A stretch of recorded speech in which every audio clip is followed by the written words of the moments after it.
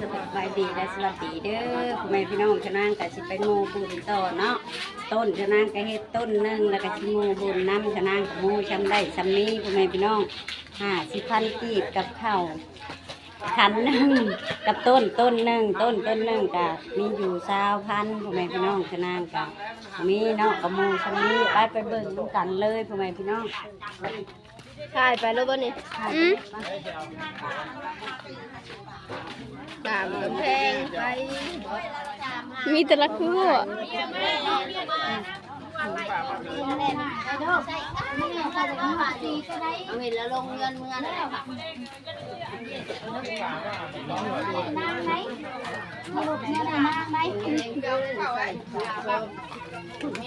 เห็นปะปกติเฮงเอาเห็นโลดจะกินได้เปล่าเวลาเลยเท้าเสือมันย่อมาแล้วแม่มาแล้วค่ะแล้วมาทำพิธีแบบเราขับรถแล้วเนาะแล้วเป็นงานเดือนเรากินดอกลูกเคยกินของเทศไปเลยนะบอกมาถึงเงินขึ้นเลยแล้วตรวจดาวพัน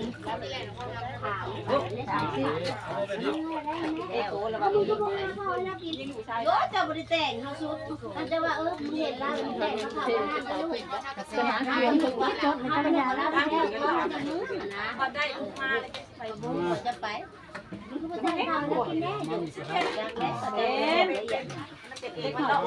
สลัดแต่ข้าวสกิดก็เป็นหุ่นจักรเลยแม่ก็คือหุ่นจักรเลยก็บอกว่าเป็นหลายจังก็เขายังมาโตเมย์เขาเบิกใช้หอมกระดาษยังมาโตเมย์กับพ่อแม่ยังเลยป้าใช้ตามมาใช้แม่กูเละ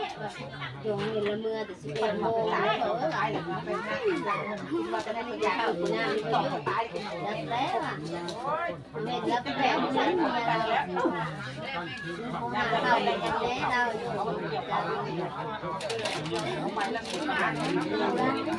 จะให้เราได้พูดได้มีห้างน้องให้นะป้าแขกใครก็บอกไปไหน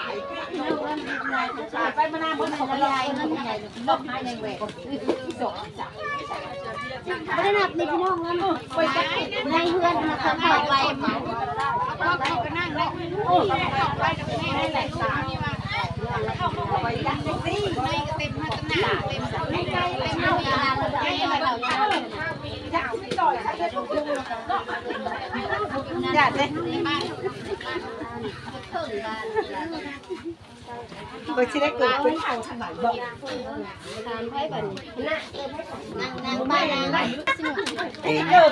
สบายดีอีกเนาะบาทหนึ่ง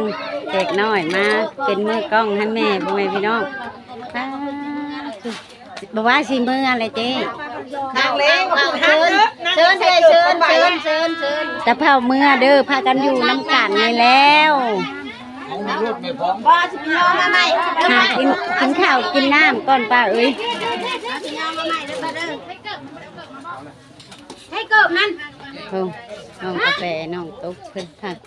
เพราะว่าให้เพิ่นนั่งอยู่นี่แหละนี่พากันนั่งอยู่นี่ไปชื่อแล้วนะฮะลูกเป็นแหวนเป็นหวีชื่อไปแล้วลืมไพ่กระไรจะพากันลืมแต่เฮากระไรจะคิดไรเนาะแลนทั้งหนึ่งบัดลืมทั้งหนึ่งดิฉันเตรียมเบิดเล่นในอยู่แนวกินเนาะมีไปป่า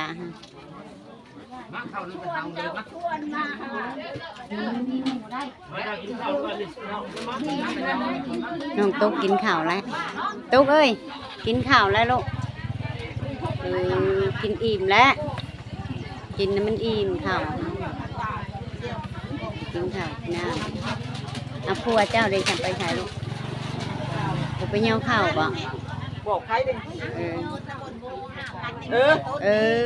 ใบแดงเงิน5,000มาใช้ต้นใบ5,000ใบ5,000มาใช้ต้นนี่บ่ใบเงินหน่อยเก้าใบ1,000เก้าเด้ใบ1,000นั่นเด้ลุงใบ1,000นับเอาใบ1,000นั่นก็ได้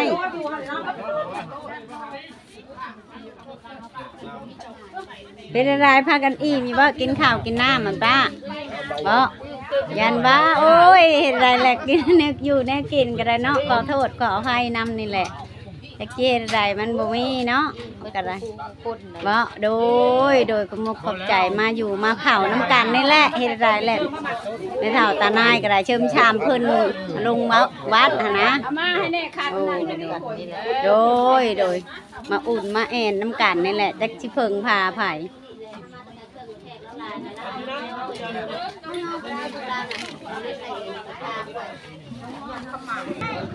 นี่นะพ่อแม่พี่น้องจะนอดการชนะกระจังชีเปิดใหม่เพราะว่าชนะสิไปป่าไปนั่น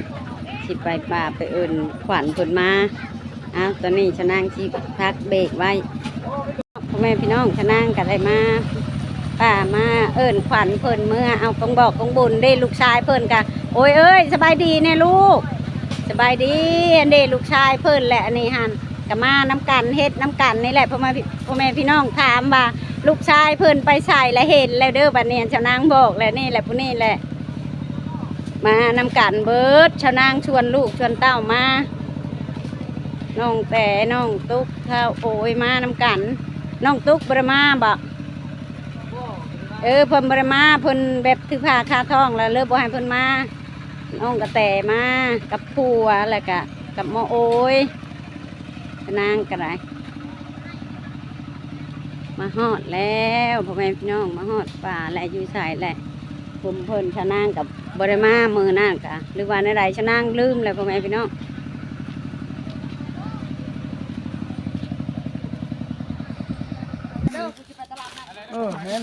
บริไปตลาดนัดแล้วตาอับซับไปกินนี่แหละนี่วายก็ไม่ดีเป็นน้องชายนี่นะนี่แหละ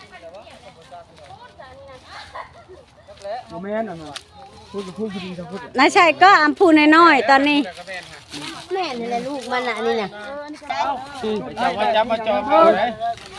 มาฮับเอาอย่าพาหน้าแพ้ก็มาเปลี่ยนเลยแม่นกองบอกกองบุญกับเมื่อฮับเอาอยู่เฮือนอยู่ชานผู้แหละ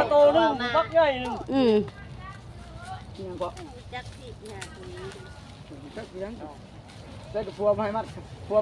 ข้าวเป็ดเนี่ยพัวมัดข้าวเป็ดแสดงว่าอีกกงโง่เลยข้าวกับตะเชิกมันยังมัดข้าวเป็ดแต่คือได้จับใส่บ่เอาลูกเคยกะมานั่งพี่แหละลูกเอ้ยพากันพี่อามาใช้ทั้งหัวพี่ลูกไข่ใช้ทั้งหัวหมดแดงไข่น้ำมาใช้โอ้ยเอ้ยเอาน้ำเอาในพี่โอ้ยเอาน้ำเอาในนี่ลืมแล้วเอาแต่กวดน้ำชักซิดไข่ย่อนเรียนใช่ฮะใช่เบิดแต่ละคุมใช่ผู้คุมในต่อนั่นก็ใช่ลูกตัวนี้ก็ใช่ตัวนั่นอีกก็แม่นฮะลูกแม่นเบิดนี่พ่อแม่พี่น้องลูกยายแต๋วมี4 คนและหาทั้งแม่4 คนนี่หาทั้งแม่ต้นการดินไผ่ไผ่มีบ่ผู้เห็ดต้นไผ่เรากูนะเป็นวันที่เพื่อนก็บอกเราเห็ดแล้วก็ลงวัดเลยเห็ดแล้วก็บอกเรามาต้นเอ้ยเจ้าเห็ดให้เจ้าต้นนึงสิครับเอาดิเจ้านั่นนะด้วยเต็งผัดพันยังได้ลูกน้อยจะได้เต็งผ่านกันยังกอมลูกน้อยอยู่ยังว่ากอมลูกน้อยผู้ตายน้ำกันนี่ไปเข้าแล้วยังหนุ่มนะผู้สาวนี่เราเอาเป็นว่าได้เราเด้อไว้ครูพวกนี่แหละพากันมาสวดมาเนี่ย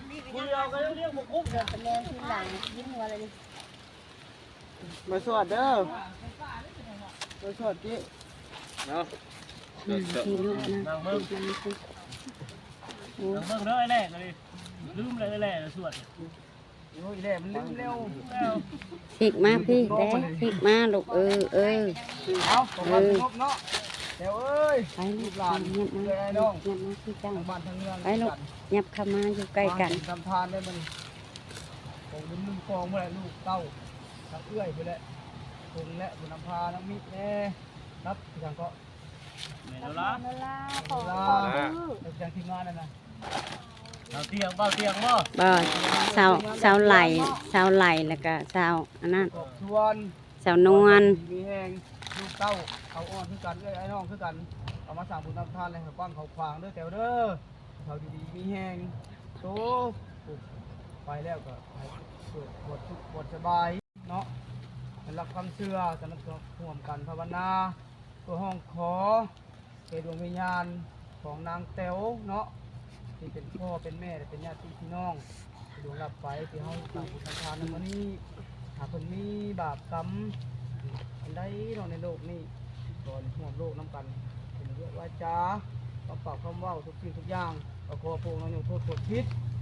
โทษพายเอาดวงวิญญาณของเพิ่นอันได้เพิ่นรุดพ้น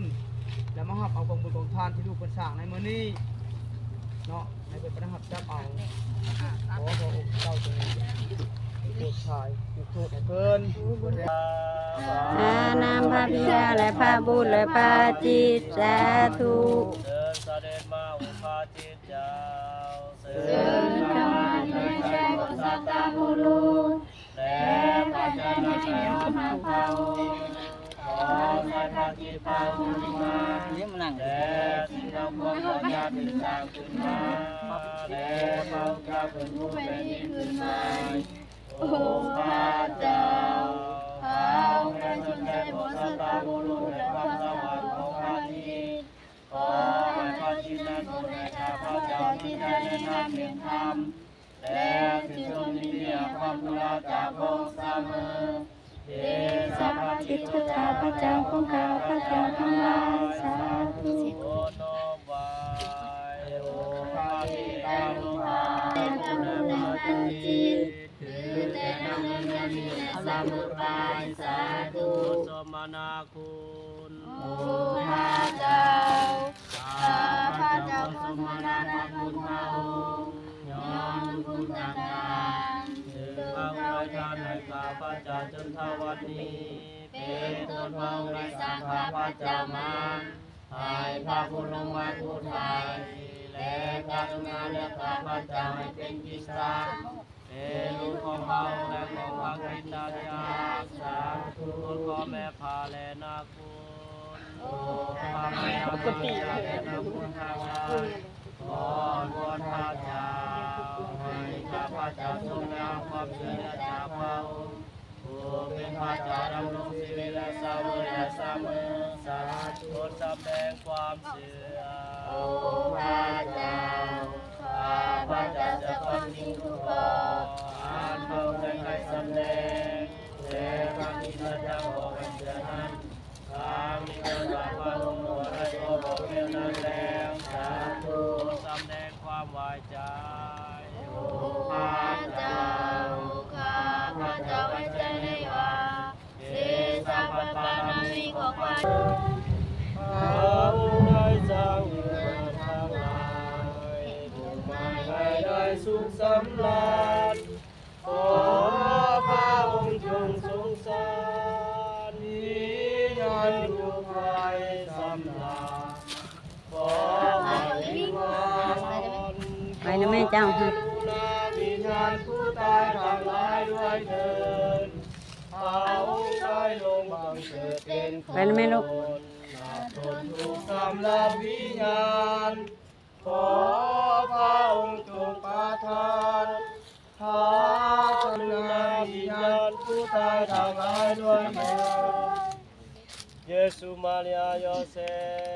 ฟ ข้าพระเจ้าถวายดวงวิญญาณให้ทานเยซูมาริยาโยเซฟขอจงมาพระเจ้าได้ทำให้ได้ตายเยซูมาริยาโยเซฟ โอภามารดา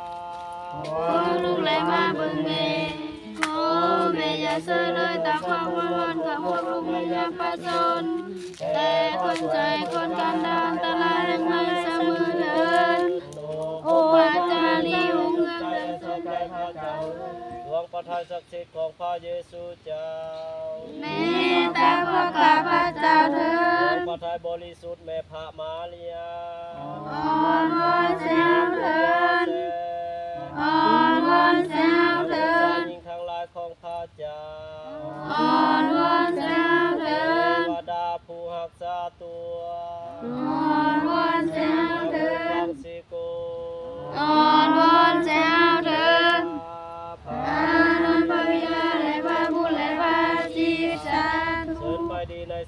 ข้าพรของข้าเป็นเจ้าขอข้าเป็นเจ้าเด้อแต่เอ้ยมาหับเอาบุญคนทานเด้อ ไปเด้อยายแต๋วเอ้ยมาหับเอาเด้อกองบุญของทานอยู่เฮือนผู้เด้อเมื่อเอาได้เฮ็ดให้แล้วก็ได้เมื่อร่างกายเราขับก้องเมื่อแล้วพ่อแม่พี่น้องพากันออกเมื่อแล้วเมื่อเอิญเอาขวัญยายแต๋วแล้วเมื่อหับเอากองบอกกองบุญ แล้ว นะ ก็ ค่ะ เมื่อน้ำแล้วแล้วก็เมื่อหับ แม่ แล้ว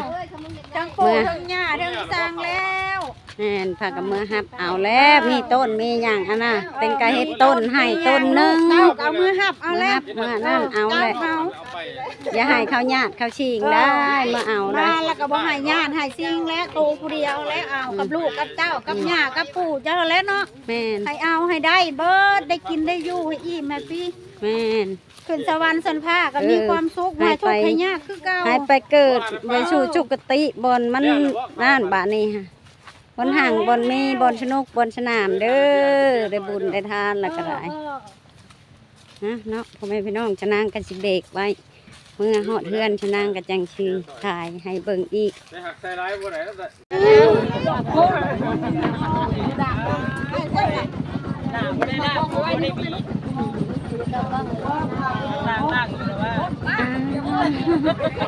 สุเพื่อนก็มาหอดเลยมาหอดเพื่อนเลยพ่อแม่พี่น้องชะนางอะไรมาหอดเพื่อนเรียบร้อยอันนั้นพากันมาหอดเพื่อน สบายดีก็มาจากบ้าน สบายดีสบายดีสบายดีโดยไปนั่ง ว้าว ไปใช้หาสอบประตูว่างเปล่าวะสอบพักเพื่อนกูวะสอบมาเดือนเอ้า ชอบหอดเพื่อนนะโดยสบายดีคือกัน เนาะวันนี้เนาะไปกันเองไปนั่นเพื่อนให้มาไปห้องถ้าเป็นอันนั้นกับเป็นห้องวิญญาณนั่นนะ แบบคันทางพูดก็คือว่าไปเก็บดูกไปเก็บดูกมาสิ แต่ว่าแบบคือทางนี้กับแบบ ทางนี้แบบว่าแม่นแบบทางนี้เพิ่นก็ว่าวิญญาณมาแบบว่ามา หับกองบุญ ห้ามเอากองบุญนะ โอ้สันโบ โดย เมื่อไรก็แต่อันวิธีของเพิ่นนี่มันก็มีแบบของเพิ่นต่างหากเนาะ แม่น บ้านเฮาวัดเขาว่าเป็นนี่ก็เก็บลูก แม่น อันนี้วัดกระดูกมันบ่ได้เก็บมีแต่ไปเอิ้นดวงวิญญาณซื่อ แม่น บ่ได้ต้องหยังเลยมาไว้อยู่หั่นคือเก่า บ่เพราะว่าศาสนานี่ทั้งนี้ปัดแต่เฮาปัดพังได้เพิ่นแบบตายมีแฮง โอ้ ขังเลย เผาเนาะแบบ แม่น เผาเฮา แม่นแบบเฮาตายแบบนี้เนาะมันก็บ่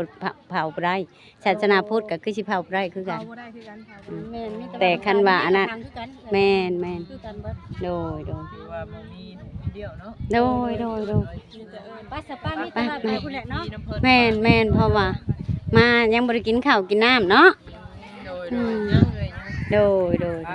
โดยเด้นี่ข้าวมะม่วงยังนี่ป้าสนางมันอยากแฮงเด้นี่สั่งบ่ให้เขาต่ำบอกว่าให้ทาเจ้านางไปป่าก่อนพ่อแม่พี่น้องเจ้านางก็เลยมาแต่อันนั้นแล้วเพิ่งก็ต่ำเลยนี่เจ้านางอยากแฮงเขาชอนไล่เขาอันนั่นก็มาแล้วพ่อแม่พี่น้องเจ้านางก็สิหาอันนั้นแล้วก็สิหาเหนียวข้าวเหนียวน้ำเพิ่น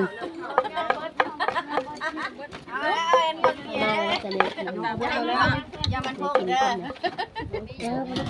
อย่ามันพงหลายเด้อยังบ่ได้สดยังรถจะสุกแล้วนี่พากันเข้ามาใส่หม้อโอยได้จ้ะลูกพากันเข้ามาลูก ลุงมันยัง เด้อเด้อเขาเศร้าเด้อมาผูกหนาผูกตาก็ได้ กินข้าวกินน้ำแล้วเนาะ กินข้าวมันนุ่มน้ำตาลนะ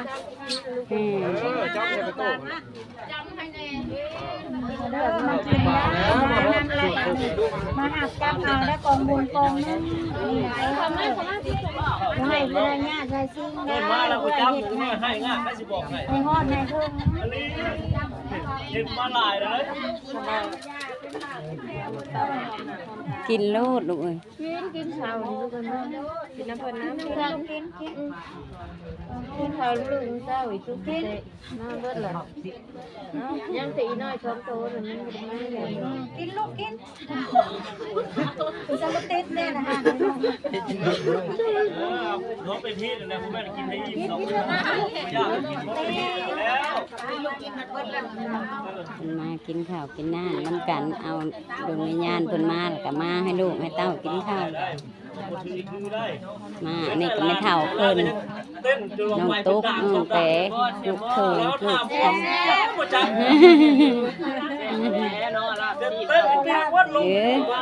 กินน้ำแม่เนาะลูกกินน้ำกันมันก็แซ่บแหละแม่นแม่นแม่น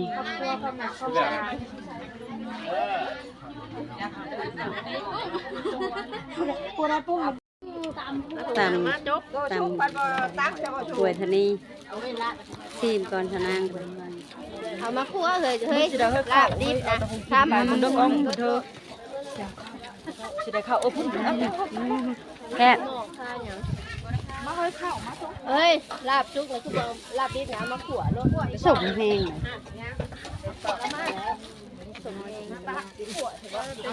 เฮ้ย แม่แค่เข้าได้แล้วเล่น ยังแล้วไปแล้วนะ เอาตัวชุบนี่นะมาขั่วนะเอาไปชุบตัวชุบนะอันนี้แหละป้า ไม่ใช่ได้เถอะแหวน นางซีม โอ้ยบ่มีไผจกอยู่ละล่ะบ่จกเข้า ข้าวยังฉันอันนี้ฮะ เข้าบ่ทันได้กินได้นี่น่ะ ข้าวบ่ทันได้กินก็เอาอยู่นี่แหละ ตัวนั้นน่ะ ข้าวฮ้อนๆเอาตัวนี้ก็ได้นี่ก็ข้าว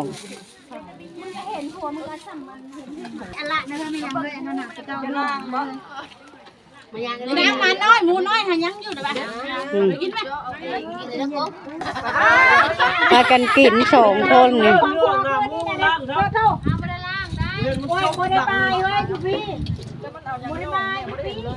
ยกดังร้อนร้อนอยู่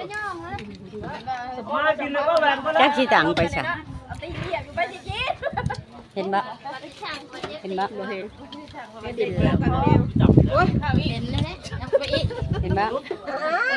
บ่เห็นกระดับว้าวอีก ไปเรื่อยไม่ย่อ ดับคนนี้ยังเห็นหน่อยเดียว ต่อไป ยาย แล้ว ไม่ใช่ทุกเจ้านี่นะ จับไปนี่เลยไปนะ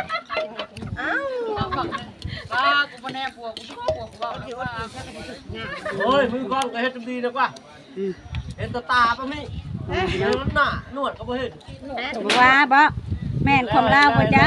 เฮ้ยชื่อเลย เดี๋ยวค่อยจะเข้าเบิ่งค่อยอยากเห็นค่อยต้องค่อยสวด เห็นบ้ากระไร ดาวนางบ้านนานี่แม่นบ่เป็นน่ะ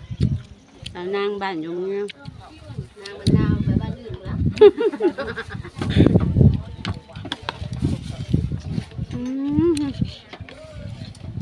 แซ่บ ได้เลยป่ะ ป้าตัวได้ใช้ได้บ่ ได้เลยป่ะรถป่ะ โอ้ยก็หายังบ่ได้กินกับโอ้ บ่ยังบ่ทันได้นะลุง ยกเบิดแหละเอิ้น เอาไปกินไปกับกล้อง ให้หมูกินกว่าแก้วก็หมูเลยกินข้าวก็ แล้วเลย เขาแน่ดีได้เด้อข้าวกล้องนี่เนาะเฮ้ย ข้าวโพจ้างไป เนาะเฮ้ย กล้วยนี่ กินบ่เตี้ยสิป้าเนี่ย แพงกันได้นี่เนาะเฮ้ย เฮ้ยจกตัดแกงนี่ ชื่อว่าแพงกันได้นี่หันป้อนกัน ก่อนผู้สาวก่อน ของไทยอันนี้ค่ะ โฉดไปชนใจแล้วติดต่อมาทางสาวนางเด้อพ่อแม่พี่น้องกันชนใจเพิ่นติดต่อมาโลดแล้วก็เอาทางเฟซทางนั่นแล้วก็คุยกันกันนี่มีผู้อยากจีบนี่จีบอยู่บ่เฮ้ยเอาบ่